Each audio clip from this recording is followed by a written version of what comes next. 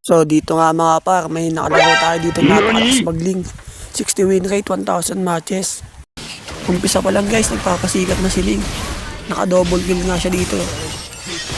Dito sa clash na to guys, napansin ko napasan nga siya gumalaw. Kaya naging 60 win rate siguro to. At dito nga sa turtle fight ay nakuha niya pa yung turtle. Grabe talaga yung kamay ni Ling dito. Kaso mo nag-set ako dito, hindi yata ako nakita ni Ling. Pinuna niya yung dairot. Kaya guys, kinuhambuhan niya yung dairot doon, sayang. Yun na pa naman yung set ko doon. Dito nga mga par sa mid lane, kala ko nakita ako ni Ling dito. Kaya yun guys, set ako dito bigla. Yun, nahulik yung tatlo. Kaso mo, hindi pumasok si Ling. Late na pumasok si Ling, kaya yun, namatay pa ako dito guys. Pero kagandahan no, nag-triple kill niya ata ito eh. At dito nga, nakita ko si Nana. Alam kong walang passive to. Sakto, set ako yung dalawa. Yung ganda sana ang set namin, kaso mo yun, napasukan kami ni Badang dito guys. Patay na naman ako dito. Yung ganda ng set.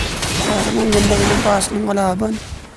Dito nga mga par, balak na namin tapusin yung laban dito. Medyo nagyabang pa nga ako dito guys, kasi sinabihan ko yung kalaban dito na mag-iingat sila sa last set. Dito nga mga par, nag-reply sa akin yung Badang. San daw? Kaya yun, medyo ginagalit talaga tayo ng kalaban natin dito guys. Kaya tingnan nyo guys kung paano ko sila sesetan dito. Siyempre bago natin sila setan, kailangan natin si Kalib. Baka talaga hindi makakagalaw yung kalaban dito. Kasi medyo masakit na rin yung kalaban.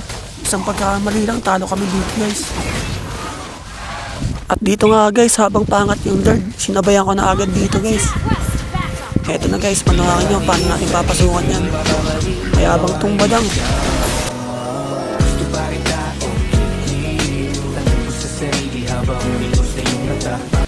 Ayun nga mga par, nahuli natin sila.